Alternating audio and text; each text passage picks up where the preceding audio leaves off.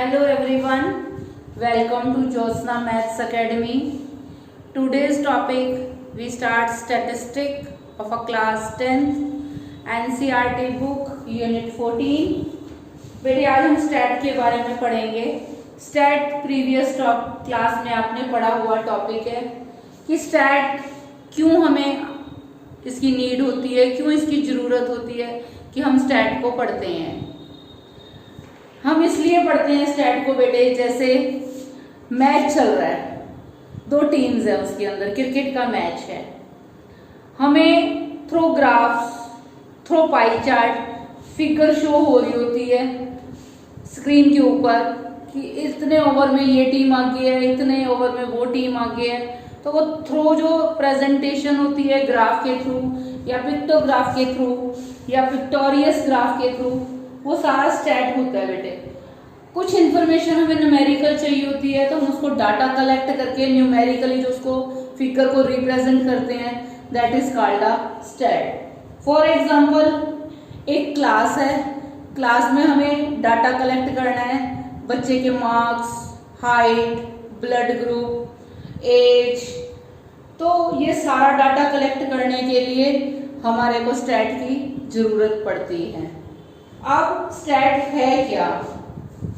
Stat it is a science which deal with the collection, presentation, analysis, interpretation of a numerical data. अब data क्या होता है? Data होता है बेटे टू टाइप्स का, एक ग्रुप्ड एक अनग्रुप्ड. अनग्रुप्ड डाटा हमने 9th में पढ़ चुके हैं बेटे. जो डाटा असेंबल्ड नहीं होता, जो इकट्ठा नहीं होता, दैट इज कॉल्ड अनग्रुप्ड. और जो डाटा इकट्ठा होता है, इंटरवल्स के अंदर होता है, that is called a grouped data. तो अनग्रुप्ड डाटा हम 9th में पढ़ चुके हैं और ये है ग्रुप्ड डाटा. 10th में हम पढ़ेंगे grouped data. In singular form statistic is taken as a subject. Singular form में जब हम इसका यूटिलाइज करते हैं तो ये स्टैट एक सब्जेक्ट है, प्लूरल फॉर्म में इसको यूटिलाइज करते हैं तो स्टैट मीन्स डाटा. स्टैट का मतलब अपने आप से क्या है? डाटा है. डेफिनेशन दोबारा समझिए. It is the science which deal with the collection, data को कलेक्ट करना, उसको रिप्रेजेंट करना, उसका एनालाइजेशन, उसका विश्लेषण करना, उसके बाद उसका इंटरप्रेट, उसका कंपैरिजन करना of numerical data. In singular form statistic is taken as a subject and in a plural form statistic means data.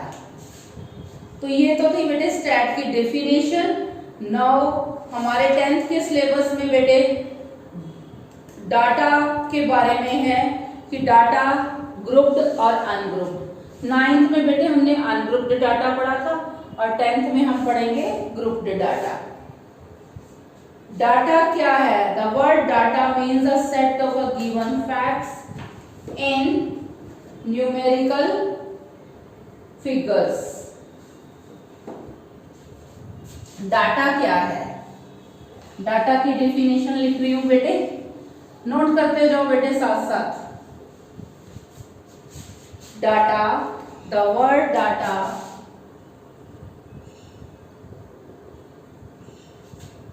the word data is a means a set of given facts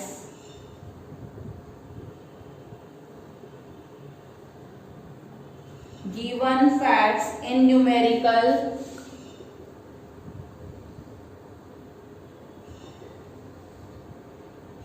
figures.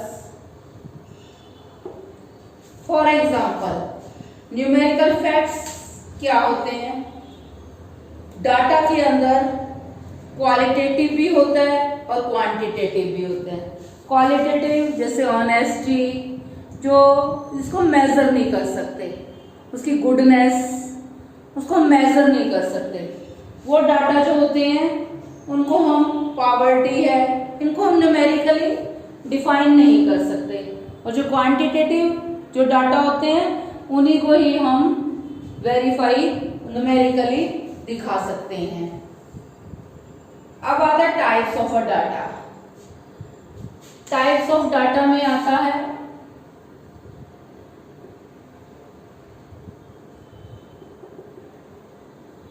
Primary data,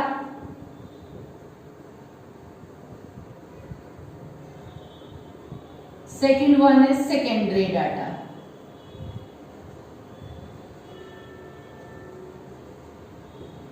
primary data क्या होता है?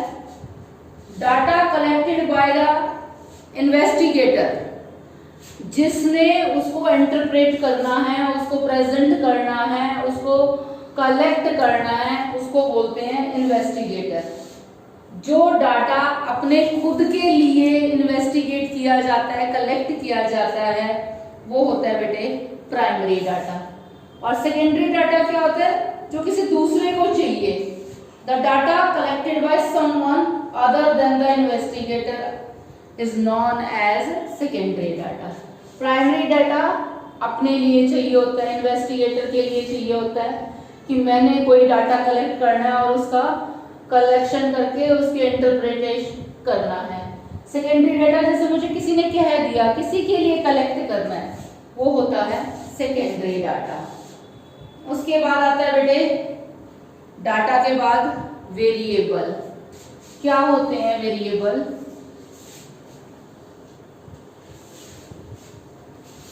Variable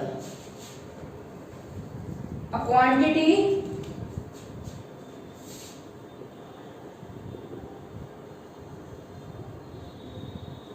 variable क्या होते हैं? a quantity which can take a quantity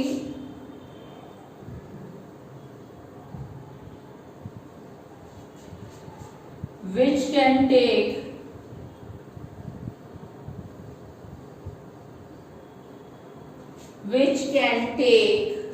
different values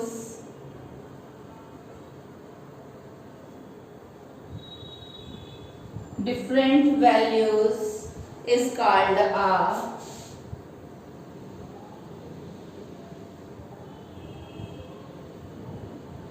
variable. For example मैंने 3 चीजें ले ली, हाइट, वेट,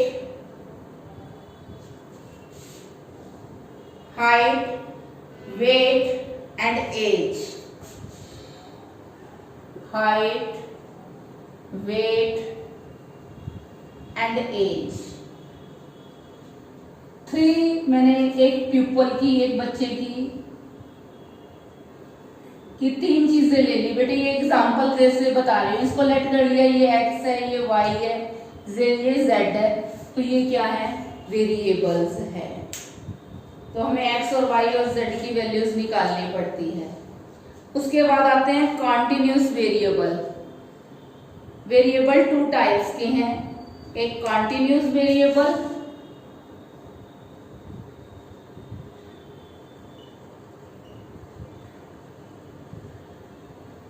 सेकेंड है डिसकंटिन्यूअस। डिसकंटिन्यूअस को डिस्क्रीट भी कहते हैं, डिस्क्रीट वेरिएबल। 2 टाइप्स के वेरिएबल्स हैं बेटे, एक कॉन्टिन्यूअस, सेकेंड इज डिसकंटिन्यूअस, जिसका दूसरा नाम डिस्क्रीट है। अब कॉन्टिन्यूअस क्या होता है? A variable which can take any numerical value within a certain range is called a continuous variable। कहने का मतलब जैसे wages of a worker, एक वर्कर की जो वेजेस हैं वो कंटिन्यूसली देनी होती है मंथली, वो क्या कहलाती हैं? Height of a children in a class. तो ये सब किसके एग्जाम्पल हैं? कंटिन्यूस वेरिएबल के। वर्कर को वेजेस देनी है, कंटिन्यूसली देनी है। बच्चे की हाइट है तो कंटिन्यूसली इंक्रीज होनी है। वेट ऑफ अ पर्सन, वो भी काउंट ज्यादा कंटिन्यूसली होता रहता है। अब आती है डिस्क्रीट वेरिएबल, इसको डिसकंटिन्यूस भी बोलते हैं। A variable which cannot take all possible values between two given values is called a discontinuous variable. Number of members in a family. अब number of members in a family ये complete होते हैं। members of half या ऐसे नहीं हो सकते। number of, इसमें number of आता है, number of workers in a factory, value between 1 and 2, 1 and 2 के बीच में कुछ भी नहीं आएगा ना, 1.5, 1.7, इसलिए इसको डिसकंटिन्यूअस वेरिएबल बोलते हैं। उसके बाद कुछ टर्म्स हैं जो हमारी बहुत यूटिलाइज होंगी इसके अंदर, स्टैट के अंदर बेटे, उनकी मीनिंग क्लियर होने बड़े जरूरी हैं। फर्स्ट है रेंज। कई बार 1 मार्क्स में ये पूछा जाता है कि रेंज कि डाटा दिया हो और उसकी रेंज निकालिए। रेंज तो तभी निकालोगे ना बेटा जब उसका मीनिंग क्लियर होगा।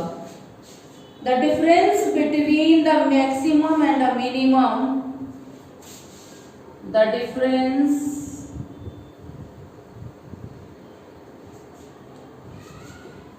Between the maximum and minimum values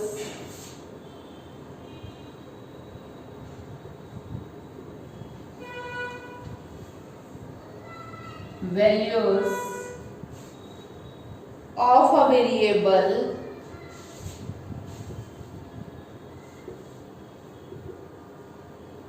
is called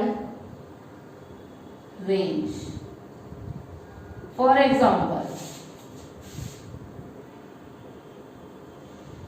आपको डाटा दिया हुआ है बेटे 13, 12, 1, 4, 23, 35, find the range.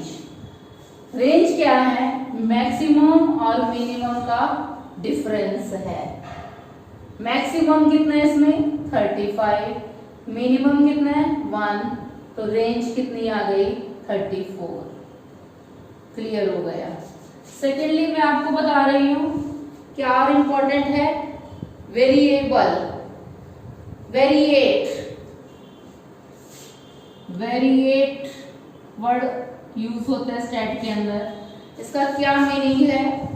A particular value of a variable, a particular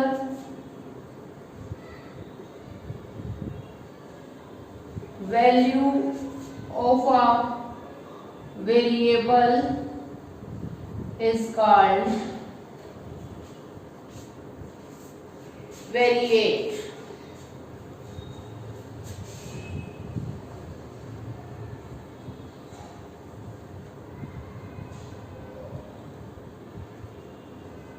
जैसे x की जो वैल्यू आई वेरिएबल की, मान लो 10 आई, 2 आई, y की वैल्यू आई, तो वो वेरिएट कहलाता है। नेक्स्ट डेफिनेशन आती है presentation of a data. Presentation of a data कैसे प्रेजेंट करते हैं?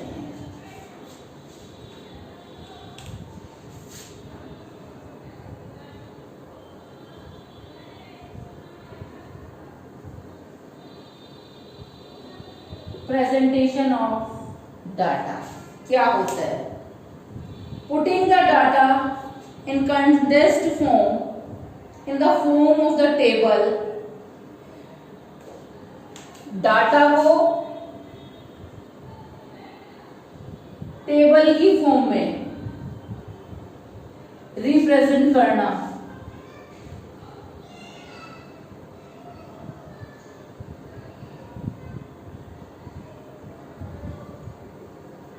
is called presentation of a data. Next है frequency.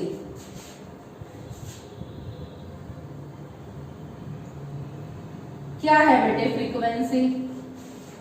मान लो ये डाटा गिवन है 1 4 3 2 1 4 5 8 10 1 4 3 ये डाटा गिवन है बेटे।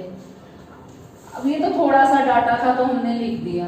डाटा कई बार बहुत ज्यादा होता है। 1 कितनी बार आया, जैसे 1 के सामने लिख दिया 3 तो ये इसकी 3 टाइम्स आया तो ये इसकी फ्रीक्वेंसी है।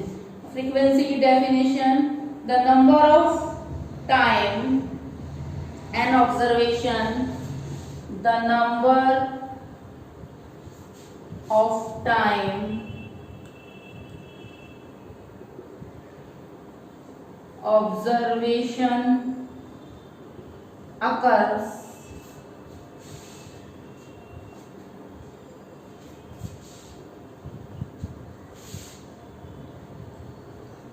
occurs is called the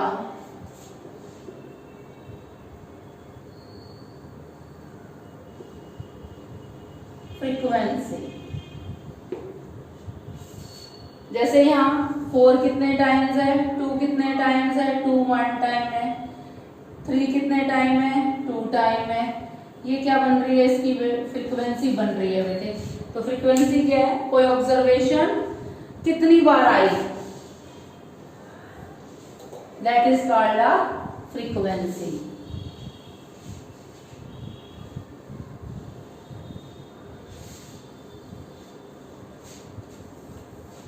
next term है फ्रीक्वेंसी डिस्ट्रीब्यूशन।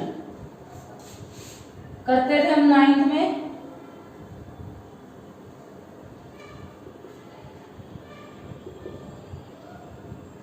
क्या है इसकी डेफिनेशन?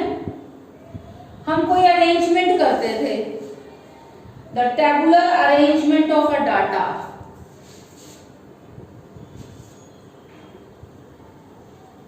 The tabular arrangement यानी टेबल पे टेबल बनाते थे, tabular arrangement of data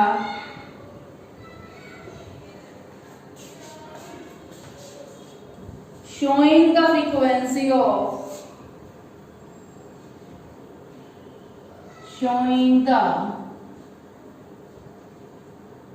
frequency of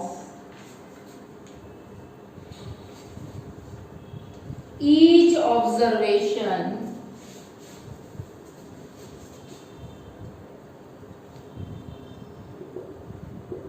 is called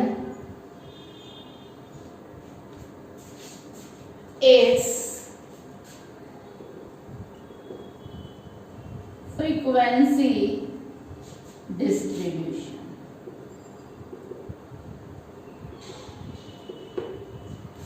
देखिए बेटे, आज जो हमने अभी तक किया उसको एक बार रिवाइज करा रही हूँ।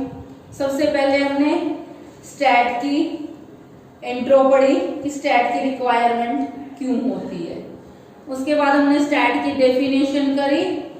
It is the science which deal with the collection, presentation, analysis, interpretation of numerical data in singular form. Stat means as a subject, or in a plural form stat means data. उसके बाद data की definition करी हमने कि data क्या है, set of a given facts in numerical figure. उसके बाद हमने टाइप्स करी डाटा की। डाटा 2 टाइप्स के थे, प्राइमरी डाटा और सेकेंडरी डाटा। प्राइमरी डाटा क्या है, जो हम अपने लिए इन्वेस्टिगेट करते हैं, जो डाटा हम अपने लिए कलेक्ट करते हैं, इन्वेस्टिगेटर के लिए कलेक्ट करते हैं। और सेकेंडरी डाटा क्या है, वो डाटा जो हम दूसरे के लिए करते हैं इन्वेस्टिगेट। उसके बाद हमने वेरिएबल की डेफिनेशन करी। क्या था variable? A quantity which can take different values is called a variable. For example हमने एग्जाम्पल लिया था, हाइट लिया, बच्चे का वेट लिया, एज लिया, एक को एक्स लेट कर लिया, एक को वाई लेट कर लिया, एक को जेड लेट कर लिया, तो दैट ऑल आर कॉल्ड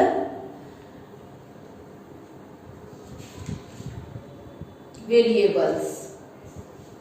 उसके बाद वेरिएबल्स टू टाइप्स के हैं, एक कंटिन्यूअस, एक डिसकंटिन्यूअस।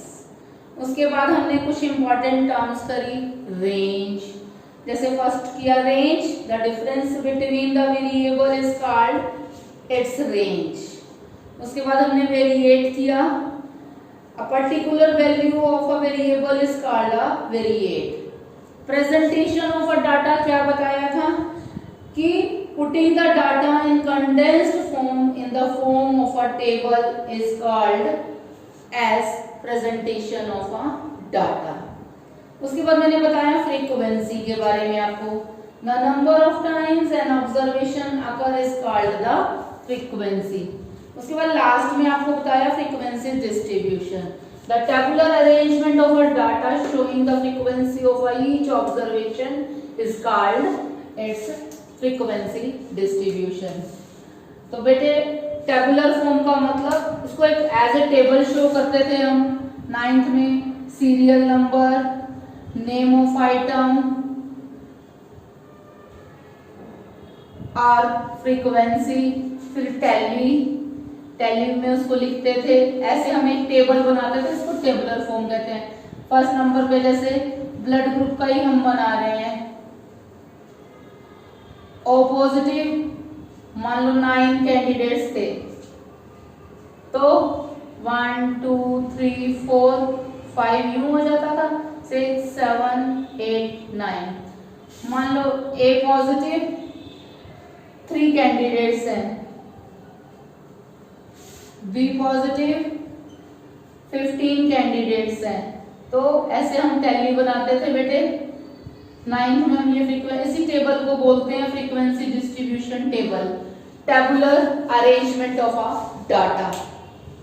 तो ये तो था बेटे हमारी जो टर्म्स स्टैट में यूज होंगे, उनके मीनिंग हमें क्लियर करने बहुत जरूरी थे। बेटे वीडियो को बड़े ध्यान से सुनना और हर टर्म की डेफिनेशन के साथ उसका बेसिक क्लियर करना। वीडियो को ध्यान से देखने के बाद सब्सक्राइब जरूर करना बेटे, शेयर, लाइक, ये सारा काम आपने करना है बेटे। अब आते हैं हम डाटा पे। एक होता है बेटे रॉ और अनग्रुप्ड भी बोलते हैं इसको।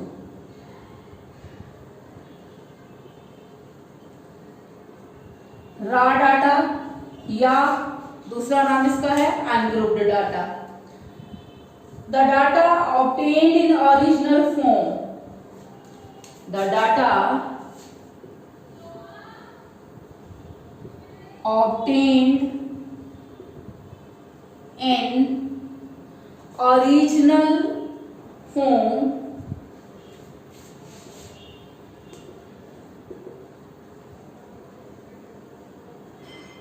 are called raw or ungrouped data। ये डाटा बेटे आपने 9th में पढ़ा था, जैसे बिखरा पड़ा है, इकट्ठा नहीं है। 4 5 7 8 10 1 3 5 8 एंड सो ऑन, ऐसा कोई डाटा पड़ा है, that is called a raw data. ये ओरिजिनल डाटा होता है बेटे। नेक्स्ट आता है बेटे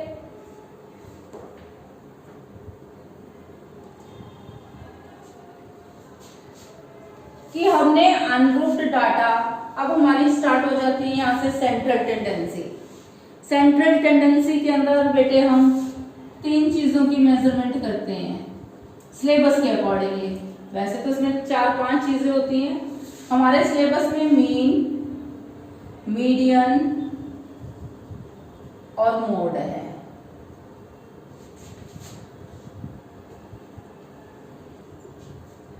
mean of ungrouped and grouped data, ऐसे मीडियन, ग्रुप्ड और अनग्रुप्ड का।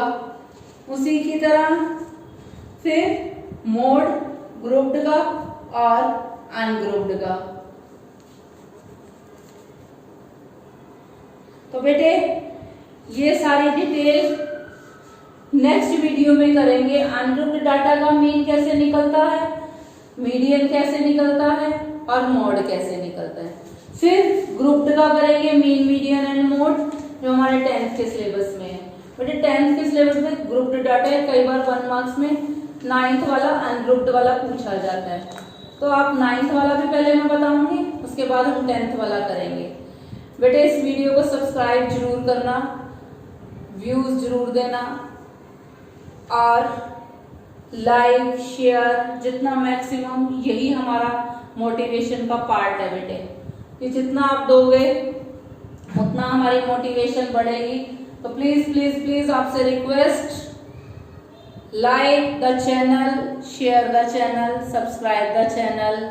और मुझे पूरी उम्मीद है कि मुझे बहुत सारा प्यार बच्चों से मिलेगा। वो प्यार मुझे मेरे व्यूअर्स, मेरे सब्सक्राइबर, मेरे शेयर्स, मेरे लाइकिंग्स बताएंगे। इसी के साथ बेटे नेक्स्ट वीडियो में मिलेंगे। Thank you very much.